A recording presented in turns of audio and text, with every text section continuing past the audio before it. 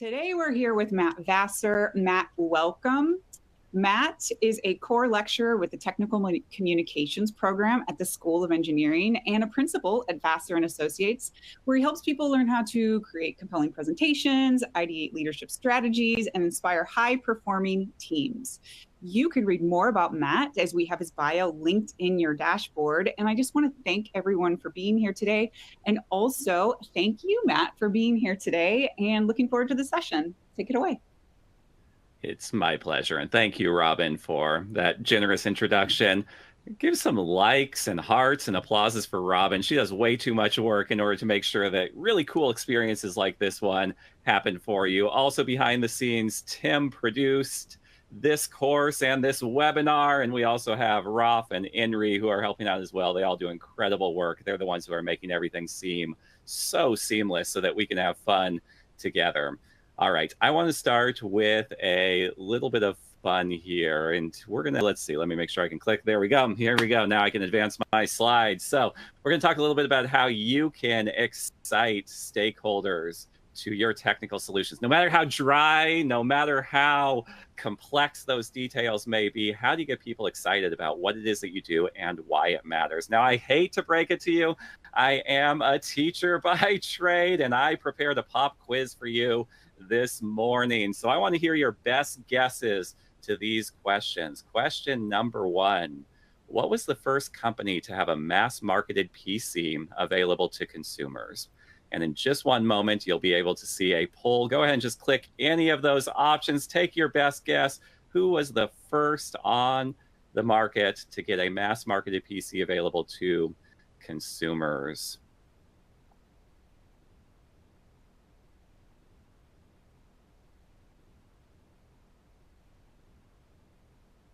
By the way, it's totally anonymous, so it's okay. No one will know if you got it right or wrong. We got some responses already, so I'm going to keep it going. And most people said IBM. About 2/3 of you said IBM was the first.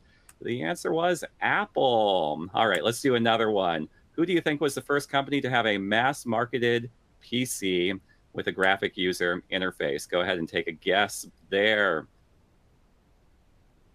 And I know there's a delay between when I ask this and when On24 actually brings it up, but we'll get some responses shortly here.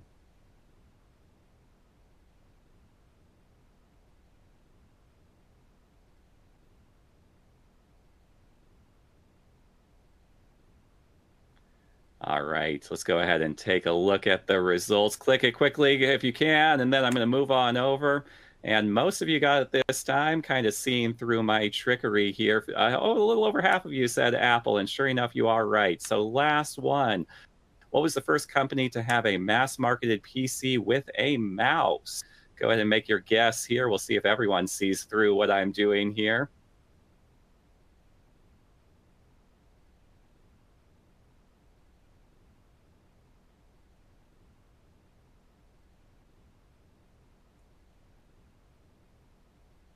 Response is coming in. Go ahead and click it if you got it really fast. So here come the poll results. Click it quickly, and here they come. All right, 80% of you saw through what I was doing. The answer, once again, is Apple. Welcome to our webinar. We're sponsored by Apple. No, Apple is not a sponsor. I would like some of that $1 trillion, but never mind that. All right, I have a new question for you. Which company invented the first PC with a graphic user interface? You know that Apple had the first mass-marketed one, but who first invented it? Go ahead and take a guess. Which company first invented the PC with a graphic user interface?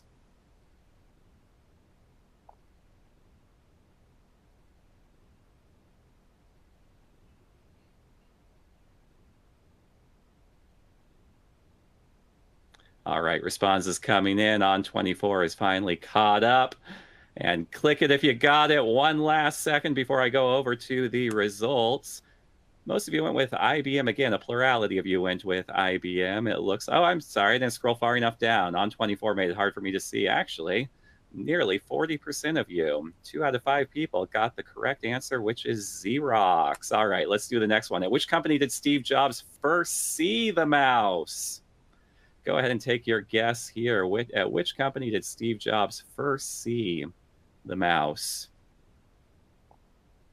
Response is coming in right now. I'll give you one more second to get yours in. Click it if you got it.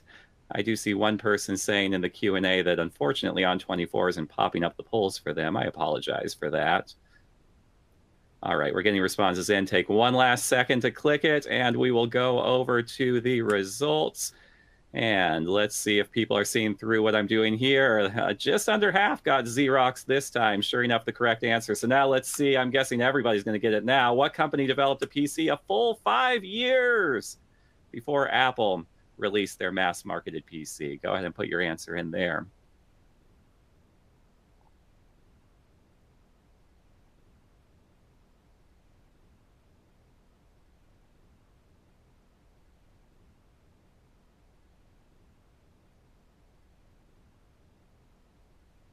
And responses are coming in. I'll give you one last second. Click it if you got it, and we will go to the final result. And let's see.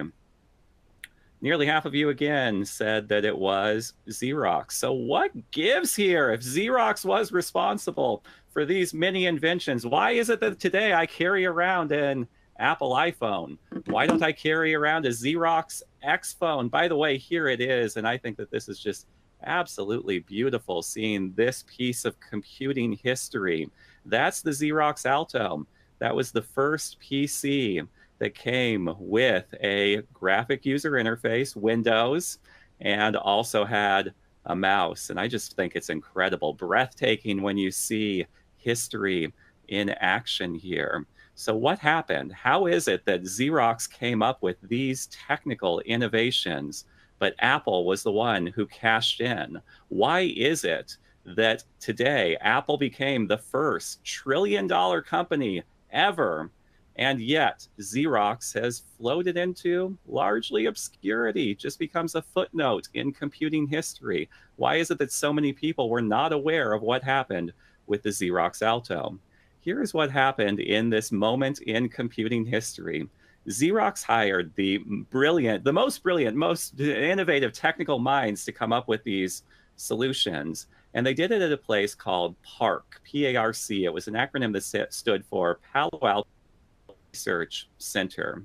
Here's where the greatest innovative minds came together and discovered features that would move computing forward. Everybody knew, though, that Apple was the hotshot company. Everyone wanted, as Apple was about to go public, about to have its IPO, everybody wanted some of that Apple stock because they knew that it was a rising star. Steve Jobs approached Xerox and said, hey, if you let me into PARC to see some of the technical innovations, I will let you have the first opportunity to buy shares for Apple, 100,000 shares of Apple. They signed a deal. Steve Jobs visited PARC, saw all of these incredible innovations, and then he was able to market them. But why am I telling you this story? Because you can be the most brilliant technical mind in the world, but you may not be the person who gets your technical solutions to catch on. Even if you're not creating a company like Xerox or Apple, the truth is that if you cannot communicate your technical solutions, there's going to be someone else who can.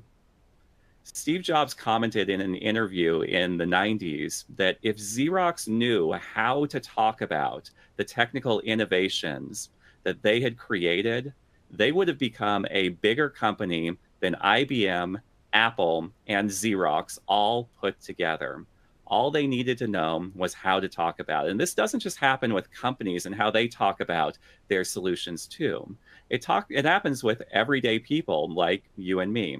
If I were to share with you maybe the single biggest complaint that I hear from my clients when they come to me and request coaching from me, probably the number one biggest complaint they have is, I had a great idea that I shared in a meeting, but someone else was able to explain it better than me, and everyone got excited about them. They were the ones who got credit for the idea. Even though I may have had the idea, it was someone else who swooped in and communicated it in a way that will excite. In a recent survey of engineers published in the Journal of Engineering Education, engineers rated communication skills as the #1 most important skill for advancing a career in tech. It's not enough to have the brilliant technical solutions. You also have to be able to talk about them in a way that gets people excited about those solutions, that gets stakeholders to instantly say, wow, that's really cool. Why don't you tell me more about that? Because I want you to imagine this scenario. It happens all the time. All of these opportunities, just these brief little windows happen throughout your career where somebody who can make a difference in your career asks you, hey, what do you do again? And why should I care about it? Maybe they don't explicitly say that second part, but in the moment when you're talking about the technical work you do, especially to someone who does not have the same technical background as you, will you be able to talk about your technical solutions in a way that's exciting? Will you be able to talk about your solutions in a way that's inspiring? Will you be able to talk about them in a way that demonstrates the value of all the work that you do? Because if you don't know how to do it, there's someone else who will. Now, I know, I get it. It can be really hard. The challenge is sometimes you have a really technical, complex idea, and your goal is to untangle it and untangle it until that idea is clear. So how do you do this? And I want to give you a 3-step process that you can follow in order to make all of your technical communication clearer. By the way, this is probably a good time to talk about my own academic background. My background is in cognitive psychology. If you're not familiar with the field of cognition, it's the study of how we think. And in my case, it's what messages tend to stick in our minds so that when we hear them, we just can't shake that idea. It's so cool. We can't wait to tell other people about it, and the idea spreads. And conversely, what ideas just go in one ear and right out the other. So we'll talk about the difference and why and how you can create messaging that lasts. One hallmark of my practice, both the classes I teach as well as the webinars like this one or the coaching that I do, is that all of my strategies by and large are evidence-based, peer-reviewed, scientifically proven to work. One thing that people who work with me really enjoy is that I'm not in the business of opinion giving. It drives me crazy when I listen to other communication gurus. And at the end of it, I just feel like you gave me a lot of opinions. Why don't you show me the numbers? Show me that this works and show me how it works scientifically. And so you can be assured that many of the strategies we'll be talking about today are evidence-based, peer-reviewed, scientifically proven to work. So as we talk about how do you make your technical ideas sing, how do you make them jump out so that people pay attention to them, I want to show you a real life image of the human brain on the next slide. So here it is. Breathtaking, isn't it? Beautiful. Now, some of you may have already picked up, this is indeed a metaphor. This comes from social psychologist Jonathan Haidt of New York University, and he describes that your brain metaphorically is divided into 2 different parts. There is an elephant, which represents the emotional part of your brain, and there's a rider sitting on top of that elephant, pulling the reins, which represents the rational part of your brain. Now, here's the thing, is that we make decisions with both of these parts of the brain in mind. We make decisions based on the emotional part of our brain, and we make decisions based on the rational part of the brain too. And good persuasive communication takes advantage of both. Because the elephant is this huge animal. When it gets stimulated, it moves with a lot of force. When your emotional part of your brain gets stimulated, you move with a lot of energy. When you get excited about something, you're like, yeah, let's go, let's do it. But you also need to engage the writer. I don't know about you, but sometimes I hear like documentaries. I love watching documentaries. And at the end of it, I may get riled up and say, this is BS. I can't believe that this is happening to real people. Someone should do something about it. What do we do? My writer just kind of, my elephant just kind of spins around and spins around, runs around in circles, but doesn't know what to do at the end of it. That's where you want to engage the rational part of the brain, the writer as well. Because the writer, once you have the elephant motivated, the writer can chart out a path for the elephant to go down. So you want to stimulate that elephant first, get people motivated, get them excited about what you do. And then once you have them excited, then shape a path for the writer to go down so that they know what to do with your technical solutions. So I promised you 3 steps for being able to do good technical communication, let me unveil those 3 steps right now. First, I want you to find the through line that unites all the disparate parts. Look, I know that what you do is complex. There are many different parts to it. So first you need to find that through line, that beautiful simplicity that takes all of these many parts and unites them together with one line. Next, you're going to structure your talk. And then finally, I'm going to give you some strategies for, with that talk, how do you just add a little bit of spice, make it a little bit savory, make it so that when the audience tastes your talk, they're like, this is cool. I'm savoring it and I'm enjoying it. So let's take these in turn, and we'll start with finding the through line. Here is our inspiration for the through line. This is Theodosius Dobzhansky. And in the 1960s, he took the field of biology by storm when he said one simple statement. He came up with this statement that was a beautiful through line of all of the many complexities of the field of biology. That through line was, nothing in biology makes sense except in light of evolution. When he published this sentence went viral. Before there was an internet, it went viral. Everyone was talking about it. So much so that my spouse, who is a health educator, she was recently taking a class through Stanford on plant-based nutrition. And I was listening in on the class in the background, wasn't really paying attention to it. She was watching her class and I was doing whatever, washing dishes or whatever I might have been doing at that moment in time. And I hear them talking about, in the 2020s, this sentence that was published in the 1960s. Extraordinary. It's attention grabbing, isn't it? You can't shake it once you hear this. Nothing in biology makes sense except in light of evolution. I saw one person leave a heart for Theodosius Dobzhansky. If you are feeling inspired and feeling emboldened, even just hearing that, if you're impressed by the boldness of this statement, feel free to leave a reaction, a thumbs up, a heart, an applause. But let me ask you a question as we think about how attention grabbing this statement is. Is it accurate? Is it true that nothing in biology makes sense except in light of evolution?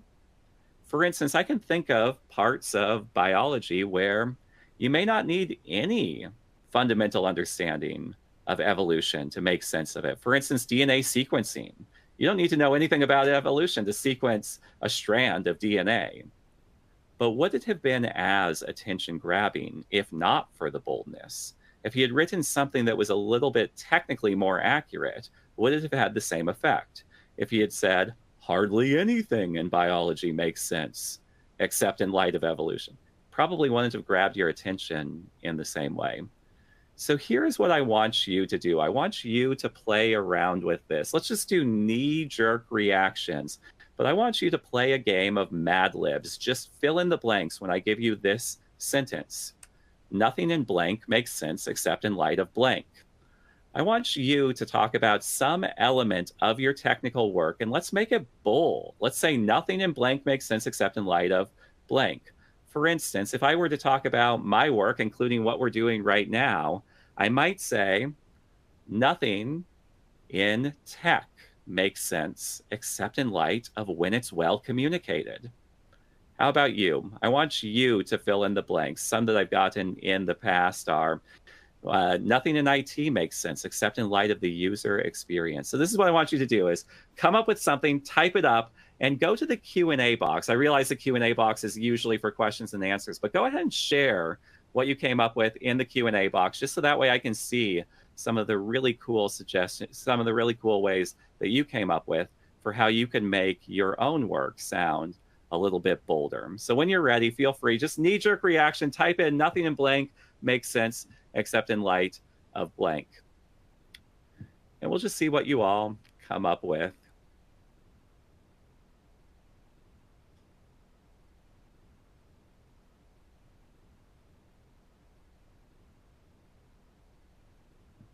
Nothing in code makes sense except in light of the user interface. I love that. Thank you for sharing that one. I'm not going to read names. I do see your name, but I don't want to put out your name, image, and likeness without your consent. Nothing in business makes sense except in light of profit. Nothing in organization makes sense. They're flying too fast for me, except in light of digital. Nothing in sports makes sense except in light of tennis. Ooh, wow.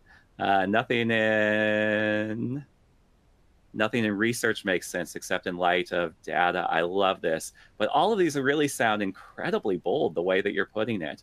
And here's the thing, when you put it in this framework, nothing in blank makes sense except in light of blank, you have a through line that connects all of the disparate parts of your technical work together. Nothing in healthcare makes sense except in light of the patient's care.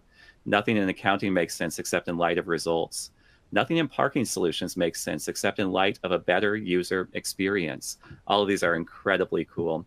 And here's the thing, when someone asks you, here's another one that just came in, nothing in IT makes sense except in light of business. Nothing in equity makes sense except in light of humanity. Ooh, that's really interesting. Nothing in golf makes sense except in light of your swing tempo. Nothing in innovation makes sense except in light of profits.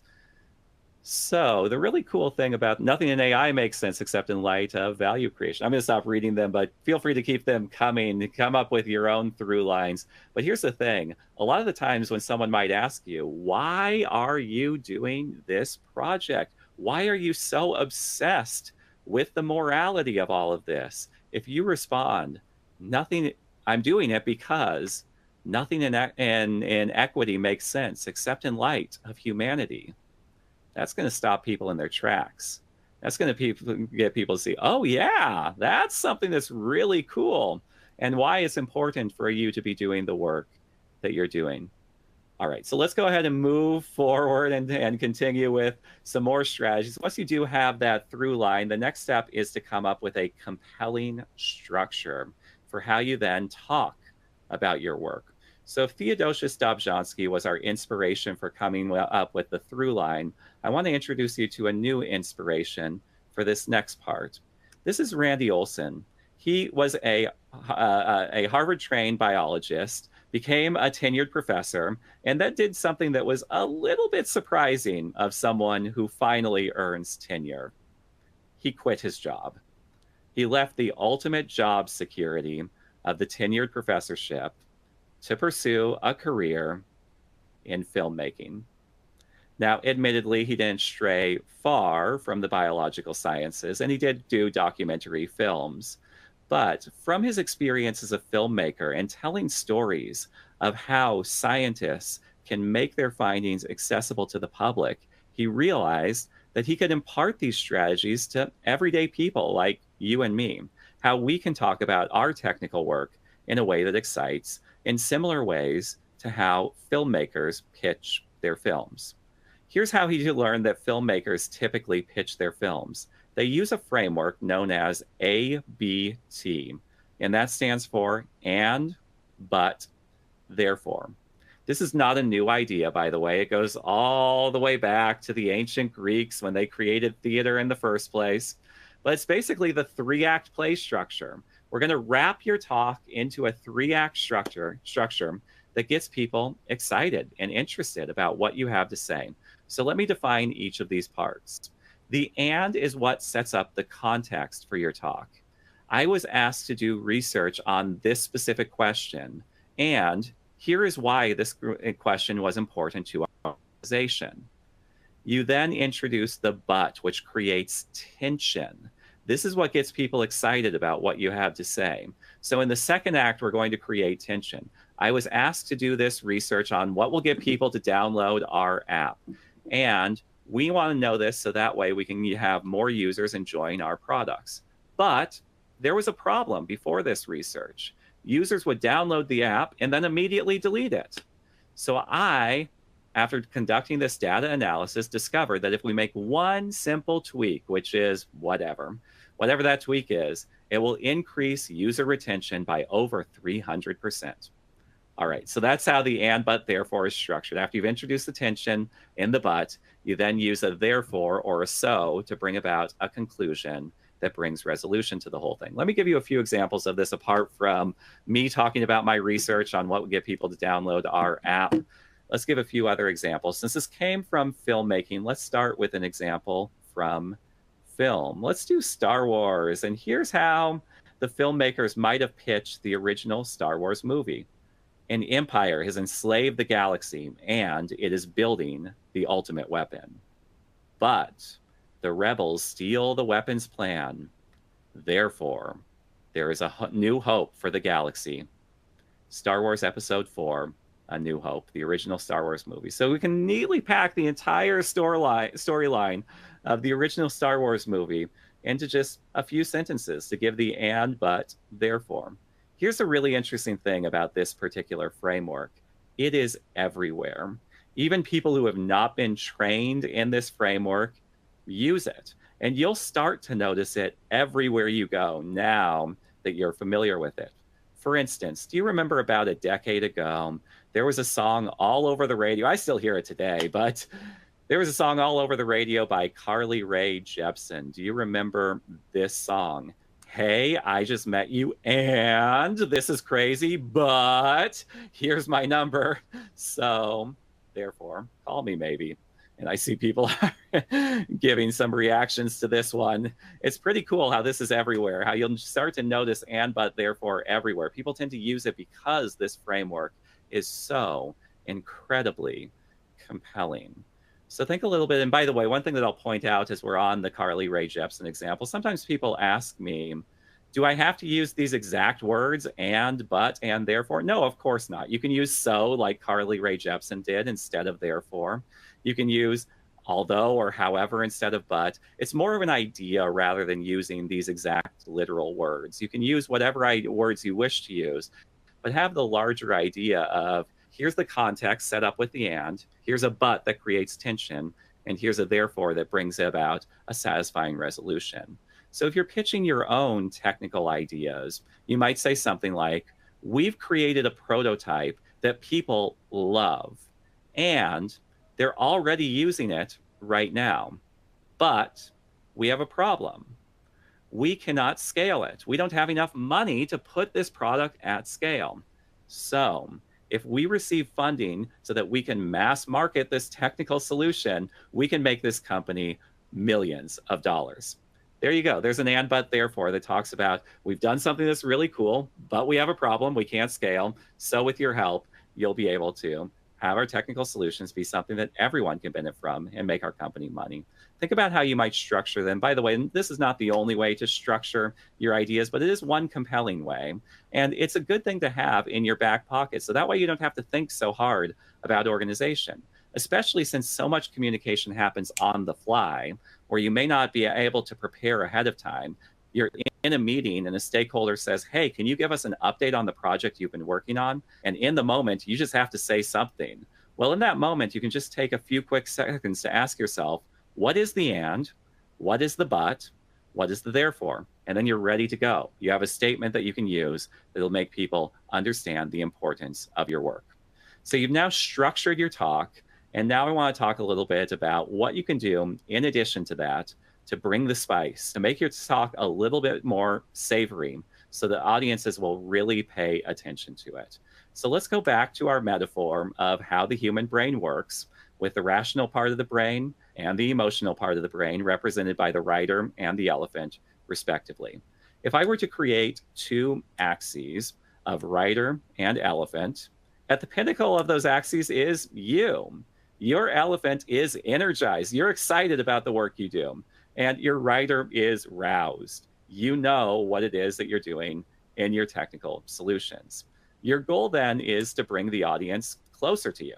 So that way their elephant is also energized and their rider is also roused. So how do you do that? I'm going to give you a few strategies with each of the parts of the brain in mind.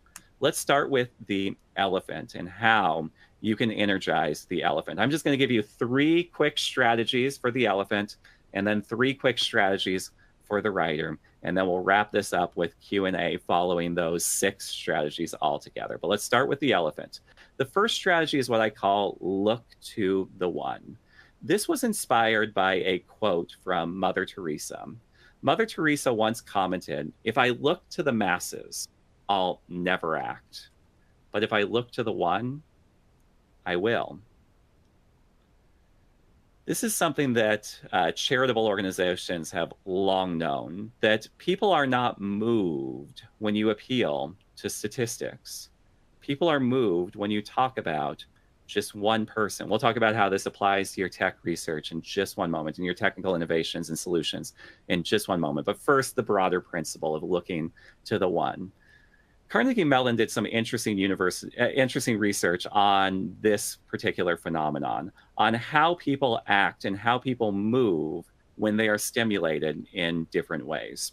So if you signed up for the study from Carnegie Mellon University, you filled out some surveys, and as compensation for the surveys, you received 5 crisp $1 bills. The surveys actually had nothing to do with what they were studying. They just wanted an excuse to give you the money in the first place.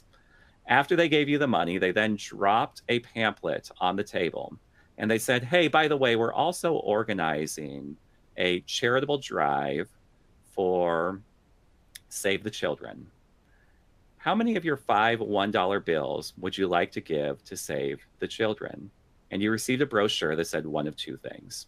If you were in one condition, you got a brochure that was heavy on statistics. You opened up the brochure and it said, all over Africa right now, food shortages are affecting people. In Ethiopia, millions of people have been displaced from their homes as a result of food shortages.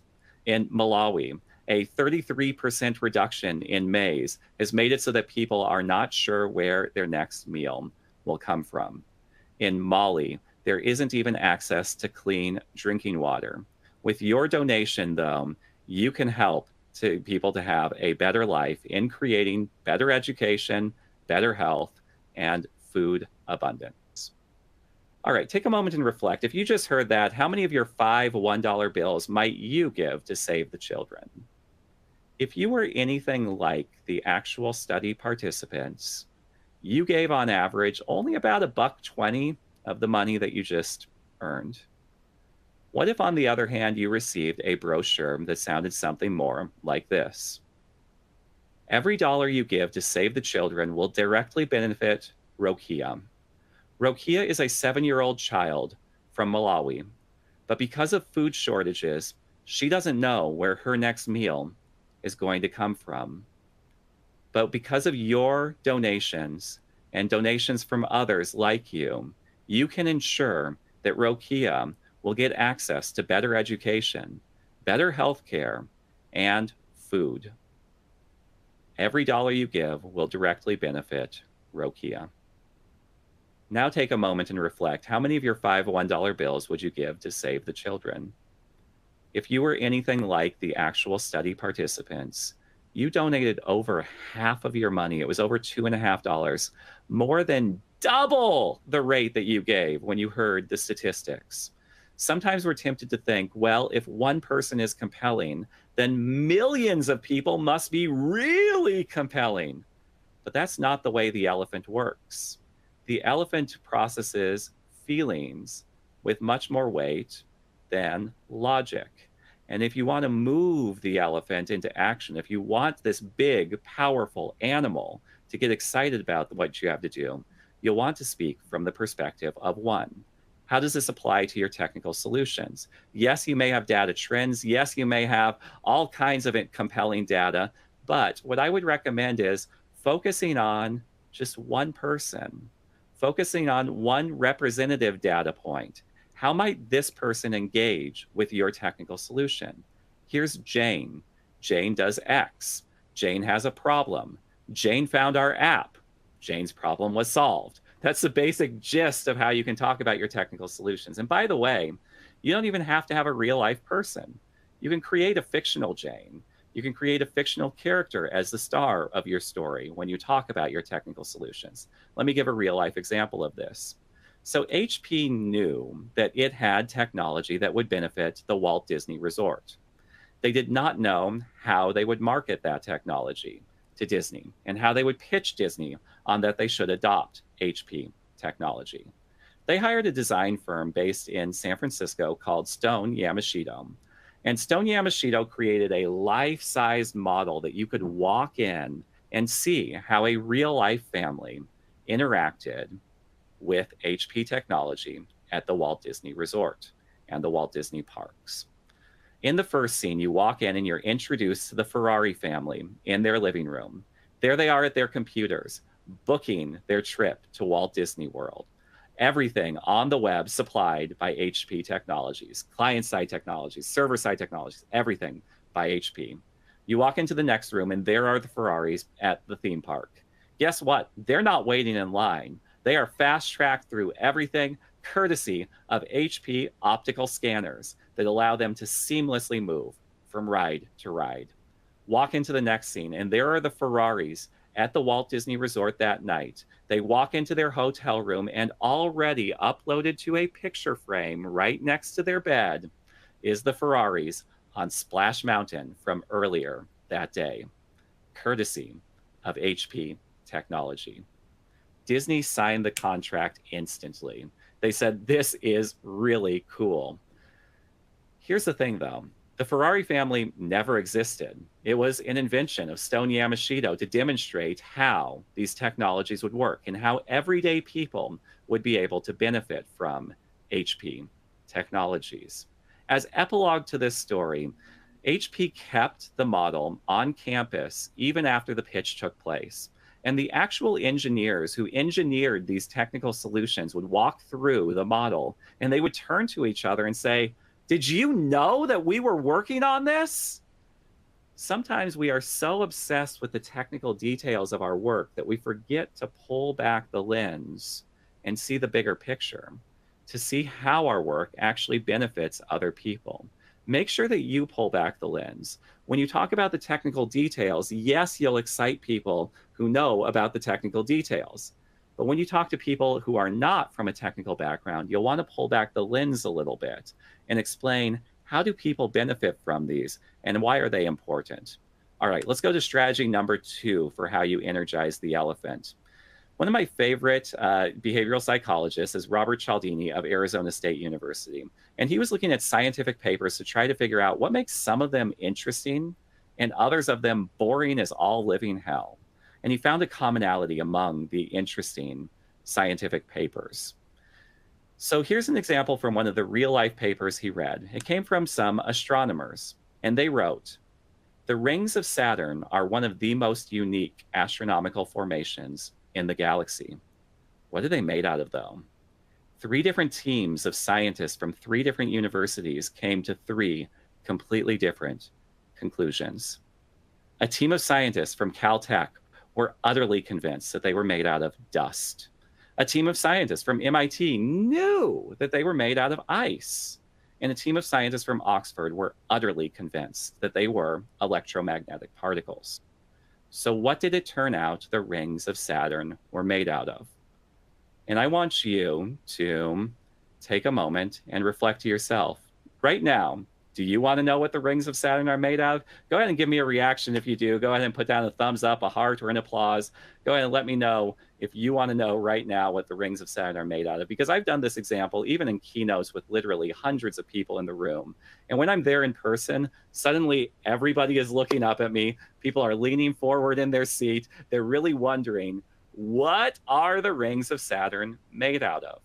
And if you're having this very typical reaction, the delay from On24 just came through and I'm seeing all the hearts and thumbs up all flooding in all at the same time.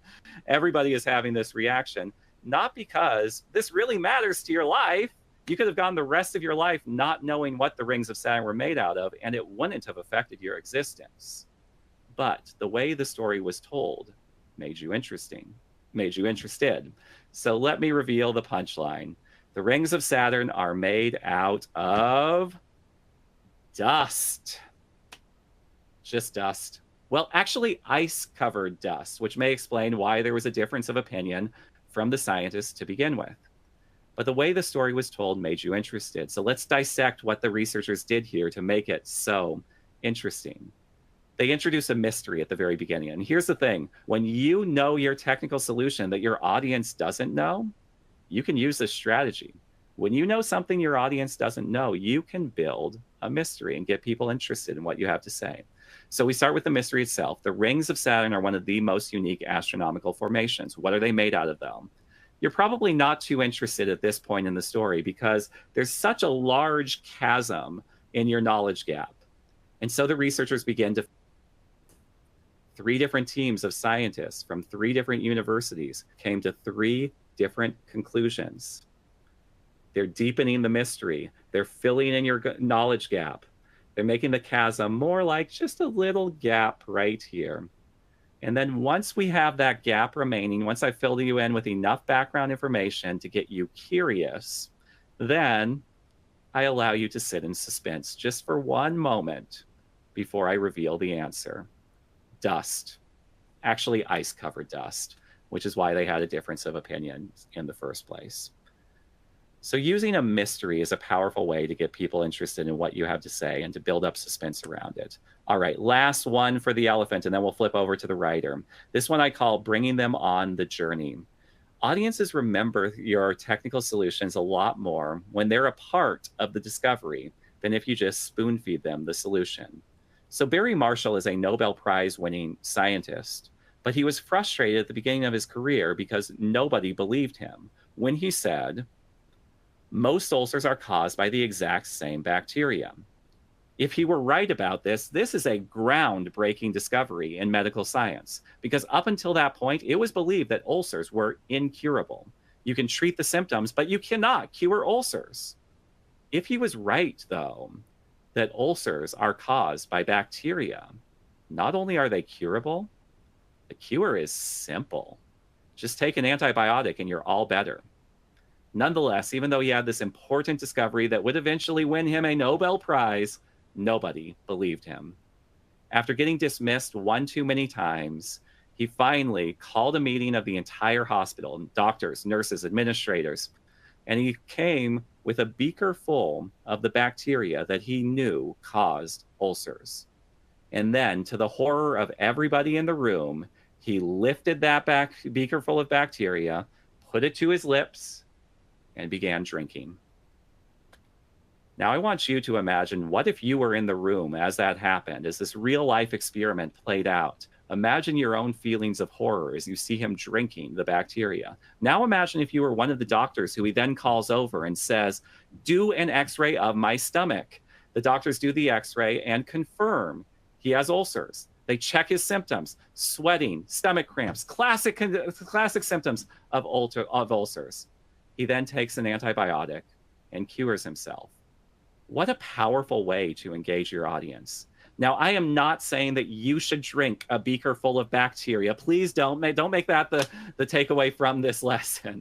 But what I am saying is that you can engage your audience to make them interested in your findings. You can do live demos of your technical solutions. You can have discussions where the audience begins to brainstorm their own solutions to problems. You can have role plays where the audience imagines that they are actual consumers interacting with your technology. You can do many different ways to bring them on the journey and to get them excited about what you have to say.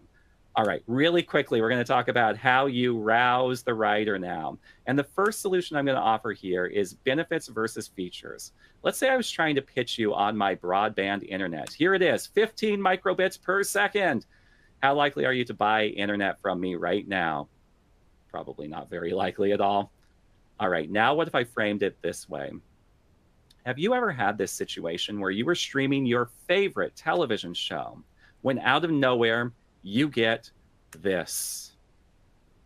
With my broadband internet, you will never suffer through buffering again. 15 microbits per second is a feature. No buffering ever again is a benefit.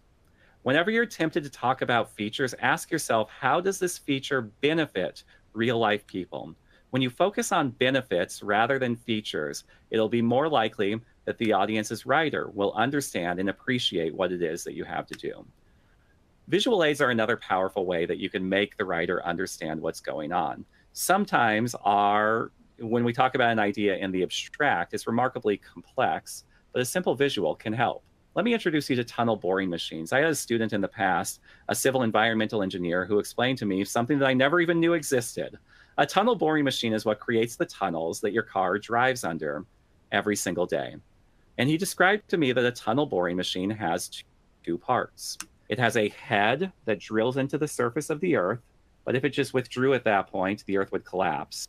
So thankfully, it also has a body that solidifies the surface of the earth so that when it withdraws, you have this beautiful tunnel that your car can drive under.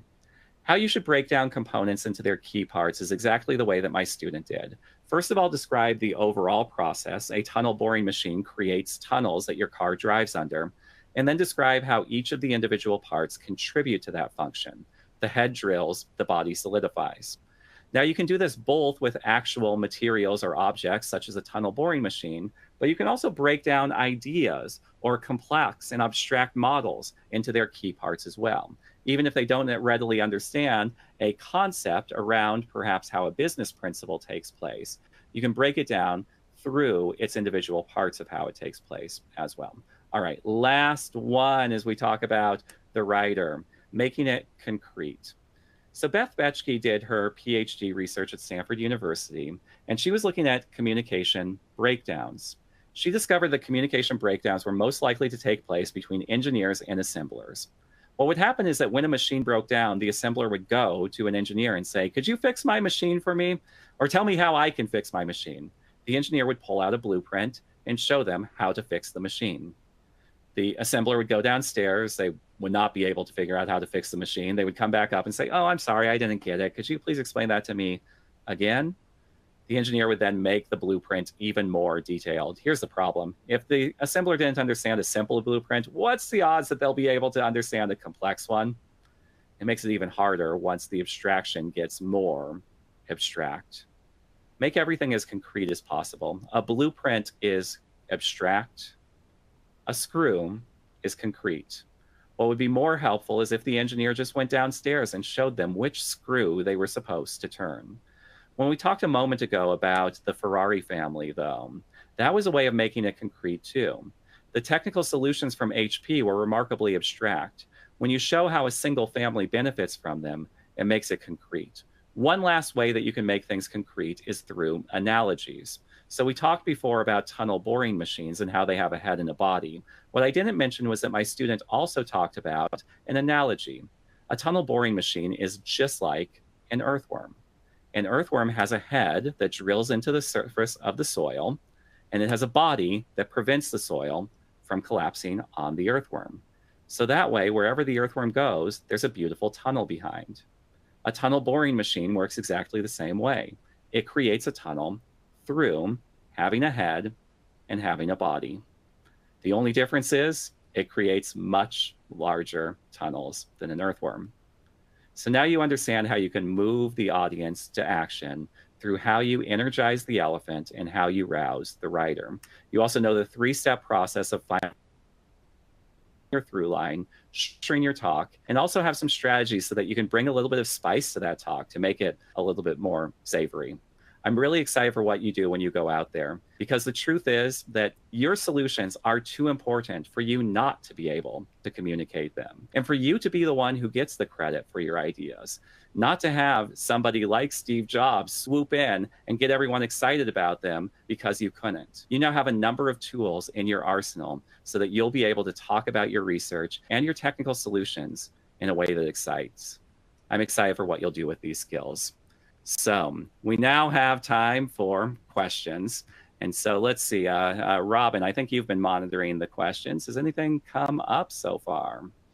Hi, Matt. Thank you so much. Really enjoyed that session, especially the frameworks, the tangible takeaways. I always like to think, when I'm attending a session, I like to learn something and then very quickly try to apply it. And I think what you've provided today was wonderful. I'm just going to look here for a second on my other screen. So I'm definitely just over here. I wanted to ask you for some things that I've seen come in.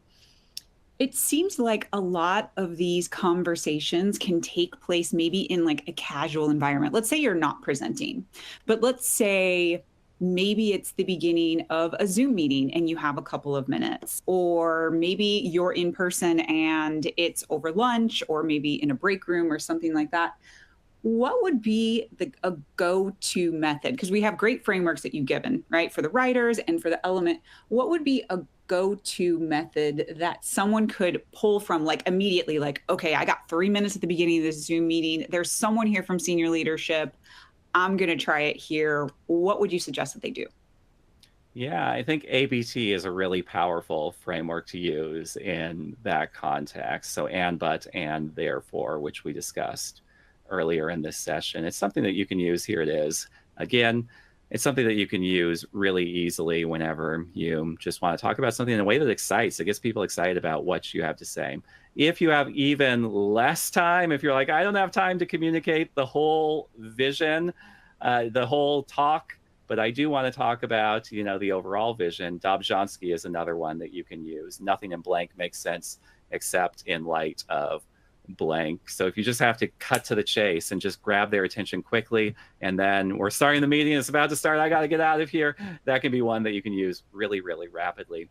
What I would say is a goal for either case, though, is if you have this very short window, don't expect to get the sun, the moon, and all of the stars at the end of a very, very brief window to make an impression. Use it as an opportunity to get people to notice you and ideally have further conversations around the solution that you're talking about. So that way, perhaps you have a follow-up meeting with this person, or maybe even if in the absence of that follow-up meeting, the person goes to their next meeting and they say, wow, that was a really cool idea that I just heard about, and I want to share this with other people because it's just so memorable to me.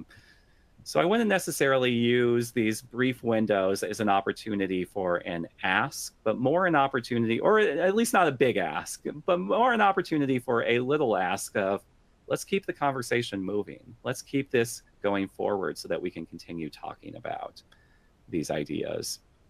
Wonderful. And by the way, Steve, I'll just say too, as I'm seeing in the chat, I'm seeing a lot of people in the Q&A saying, thank you for the session, really loved it, fantastic. Thank you for showing me how I can talk to leadership roles even without prior experience here. And one person says, I'm about to do this on a project and use everything I've learned today. So congratulations to all of you. And I appreciate too your growth mindset and your willingness to jump in and experiment and try on new strategies. I know sometimes when you're trying something new, it can feel uncomfortable. And so I really appreciate that all of you are willing to put yourself out there and try on new things, knowing that it'll pay dividends if you make the effort. So keep up that effort and keep trying out things, keep being able to grow and find ways to grow. Anyway, Robin, you were about to say something. I love that. Yes, I'm watching everything come in, and just such powerful things that you shared today. So I'm excited that people are excited as well. I really appreciated the frameworks, and I see everyone is really getting a lot of value from that.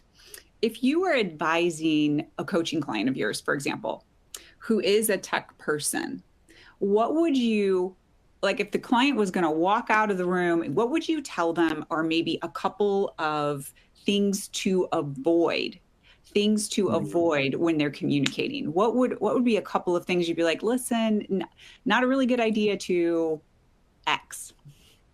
Yeah. Oh, wow. One person as you asked that question, a comment came in saying, you literally just saved my job right now. Wow.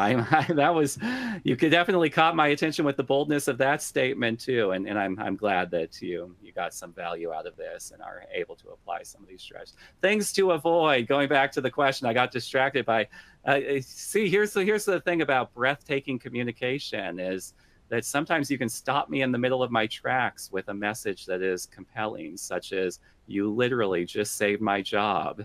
Anyway, thank you for sharing that. All right, going back to things that you should avoid. A couple of things immediately come to mind. One that we did not talk about in this session is your nonverbal presence. One thing that I would say to avoid is sounding listless about your own work. Sometimes people in technical roles especially are used to hearing scientific presentations or technical presentations that are just boring. Everyone I've ever heard talking about this subject before has sounded bored while they talk about it. And so I'm going to emulate that style. Please don't. Please. Here's the thing. If you don't sound excited about the work that you do, what are the odds that I, on the audience side, am going to get excited about the work you do? So sound excited, sound enthusiastic, sound passionate about the difference that you make and how you are helping out better people, helping people to have better lives through the technical solution you do. There are a number of ways you can do this, but in order to sound more excited and passionate about the work you do, some is the vocal intonation you use. Don't be the monotone professor who nobody wants to listen to. Use a dynamic voice as you're speaking. You can also integrate some gestures to show your excitement around key ideas. Using a big, impactful gesture can get people excited about the idea itself. So number one, I would say, is first of all, think about how your presence is coming across. Even before the words that you say, think about how you are landing with how you're coming across and how excited and passionate you sound about your own solutions. Second, once you do have that passion and excitement around those solutions, I would say another pitfall to avoid is getting too in the weeds of things, talking to a non-technical stakeholder and talking about perhaps details that would be really fascinating to someone who does the exact same technical research. But to someone from outside, they have no idea why those technical innovations even matter. Why is it that this one little tweak to this one little cell or this one little chip or processor, why does that matter, And so pulling back the lens a little bit, making sure that you're able to see the entire forest from the trees. Sometimes as people in tech, we're so focused on not just the tree. I'm not even going to say it's a tree. We're fixated on the bark, not just the bark, the micro level details of the bark. Sometimes you need to pull back the lens to see the whole forest from the individual parts of the tree and really talk about, as we mentioned earlier, how it benefits actual people. Why does your research matter? Why do your technical innovations matter? And here's the thing, they do matter. If you don't have the answer to this question already, think about it, because someone is paying you to do this work. There is literal value in the work and that someone is paying for it. So why are they? Sometimes one solution that you can use in order to get to this is just ask yourself why over and over again. We increase efficiency in this processor. Why does that matter? Oh, well, that means that computers won't overheat. Why does that matter? Well, that means that people will be able to get their work done. Why does that matter? Because all of business relies on computers. Oh, okay. So you create bottom line profits. I saw, by the way, I'll answer this as I realize we're 1 minute until the top of the hour, but one person asked, where can I learn more about this topic? And wouldn't you know, we do have an entire course devoted to this topic. So if you would like to learn more about nonverbal communication, about verbal communication, and how you convey technical solutions, then go ahead and sign up for Communicating with Confidence. I believe you've gotten details about that here in the On24 platform. And as I'm looking at the Q&A as well, I see a couple of people instantly recognize the strategy that I mentioned a moment ago of asking why repeatedly. They did identify it as the 5 whys, which originally came from Sakshi Toyoda, the founder of the Toyota car company. Sometimes just asking the question why around 5 times. It doesn't have to be 5. It could be 4. It could be 6. It could be 3. But around 5 times gets you to the real benefit of why your work matters. All right, I realize we're at the top of the hour. Anything else? Wonderful. Matt Vassar, talk about why our work matters. Thank you so much for being here this morning with us to wherever you are in the world. You make these sessions so special. So thank you so much for joining us today. You are going to be getting an email with a recording of this session. And then also there'll be links in that email where you can see more about the course Matt was talking about, which is Communicating with Confidence. Matt, I definitely feel like I learned something here about communicating with confidence today. So thanks so much for being here. Thanks, everyone, for joining us. And we're signing off from Stanford. Thank you.